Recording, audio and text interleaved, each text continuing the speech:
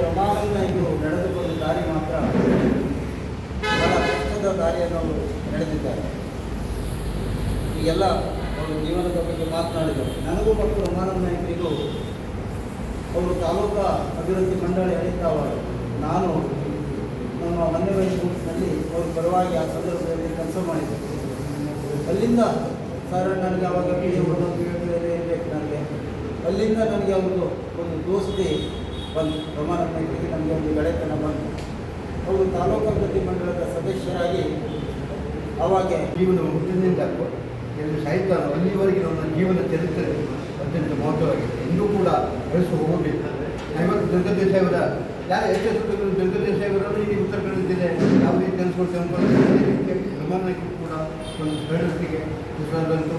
ಒಂದು ಕಾಲದಲ್ಲಿ ಅವರು ಜಿಲ್ಲಾ ಪರಿಷತ್ ಅಧ್ಯಕ್ಷರಾಗಿದ್ದ ಸಂದರ್ಭದಲ್ಲಿ ನ್ಯಾಯಸ್ವಾಮಿ ಮತ್ತು ಇವರ ಹೆಸರನ್ನು ಮಾತಾಡಿ ಜಿಲ್ಲೆ ರಾಜ್ಯದ ಜೊತೆಗೆ ಅವ್ರಿಗೆ ಪಾಪ ಎಂ ಪಿ ಆಗುವ ಯೋಗ್ಯ 2 ಸಲ ಎಂ ಪಿ ಆಗುವ ಯೋಗ್ಯತೆ ಅವೆಲ್ಲ ನಾವು ಜನತಾ ಪಕ್ಷ ನಮ್ಮ ರಾಮಕೃಷ್ಣ ಇರ್ಬೋದು ಪಾಲಿಸಬೇಕೆಂಬ ಹೇಳೋದು ಭಾಳ ಕಷ್ಟ ಆದರೂ ಸಹ ಅವರ ಸ್ವಲ್ಪ ಮಟ್ಟಿಗೆ ಆದರೂ ಅವರ ಸಿದ್ಧಾಂತ ವಲಯದ ರಾಜಕಾರಣವನ್ನು ನಡೆಸ್ಕೊಂಡು ಹೋಗಬೇಕು. ಹಾಗೆ ನಮ್ಮ ಪಕ್ಷದ ಎಲ್ಲರೂ ಸಹ ರಮಾನಂದ ನಾಯಕರ ನಾಯಕತ್ವವನ್ನು ಬೆಳೆಸಿಕೊಳ್ಳಲು ಪ್ರಯತ್ನ ಮಾಡಬೇಕು ಅಂತ ಹೇಳ್ತಾ ಗೌರವ ನಮ್ಮ ತಾಲೂಕಿನಷ್ಟೇ ಅಲ್ಲ, ಇಡೀ ನಮ್ಮ ಜಿಲ್ಲೆಯಲ್ಲಿ ಅವರಿದ್ದಂತಹ ಗೌರವ, ಅವರಿದ್ದಂತಹ ಅಭಿಮಾನಿಗಳು ಇಲ್ಲಿದ್ದವರಿಗಷ್ಟೇ ಅಲ್ಲ, ಬಹುಶಃ ನಮ್ಮಿಲ್ಲ ಯಾರಿಗೂ ಆಗುವುದಿಲ್ಲ.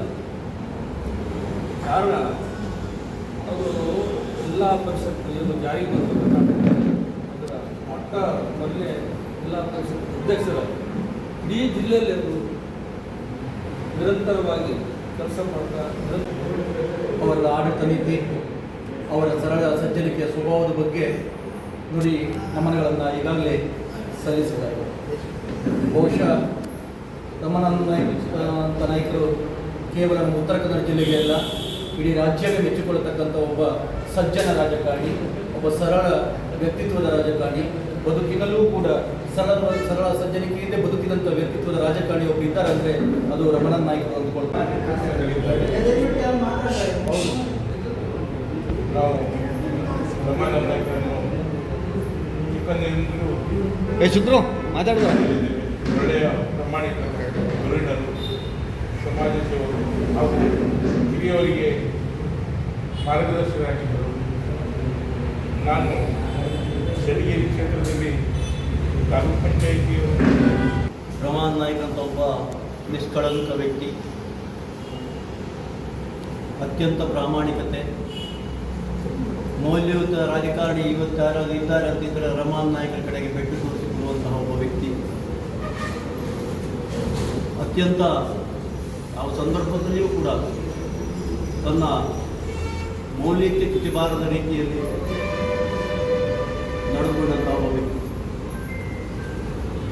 ರಮಾನಂದ ನಾಯಕರು ಬಂದ ಕೂಡಲೇ ಎದ್ದು ಕುರ್ಚಿ ಮೇಲೆ ಕೂತ್ಕೊಳ್ಳಿ ಅಂತ ಹೇಳಿ ಒಂದು ಇದು ಮಾಡ್ತಾರೆ. ಯಾಕಂದರೆ ಅವರೊಂದು ಅವಾಗ KPCC ಸದಸ್ಯರಿದ್ದರು, ಅದೇನು ದೊಡ್ಡ ಹುದ್ದೆ ಅಲ್ಲ. ಆದರೆ ಅವರ ಆ ಗೌರವವನ್ನು ರಾಜಕಾರಣದಲ್ಲಿ ಇಟ್ಟುಕೊಂಡಿದ್ರು.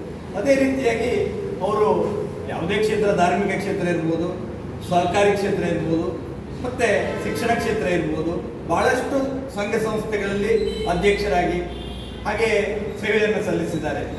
ಸೇವೆ ಸಲ್ಲಿಸಿದಲ್ಲ ಒಳ್ಳೆ ಹೆಸರನ್ನು ಇಟ್ಕೊಂಡು ಬಂದಿದ್ದಾರೆ, ಗೌರವಯುತವಾದ ಹೆಸರನ್ನು ಇಟ್ಕೊಂಡಿದ್ದಾರೆ.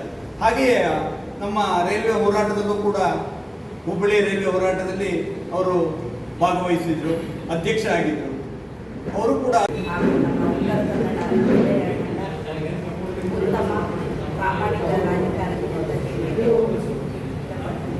ಅದರಲ್ಲೂ ನನ್ನ ರಾಜಕೀಯ ಗುರುಗಳು, ನನ್ನ ಜಿಲ್ಲಾ ಪಂಚಾಯತ್ಗಳಲ್ಲಿ ಸೀಟ್ ಕೊಡಿಸುವುದರಿಂದ ಹಿಡಿದು ನನ್ನ ಗೆಲ್ಲಿಸುವವರೆಗೂ ಅವರ ಪ್ರಾಮಾಣಿಕತೆಯನ್ನು ಮೆರೆದಂಥವರು ಎಲ್ಲ ನಮ್ಮ ಉತ್ತರ ಕನ್ನಡ ಜಿಲ್ಲೆಯಲ್ಲಿ ಕಾಂಗ್ರೆಸ್ ಪಕ್ಷದ ಯಾರೇ ಸೀಟ್ ಕೊಟ್ಟಿದ್ದವರಿಗೆ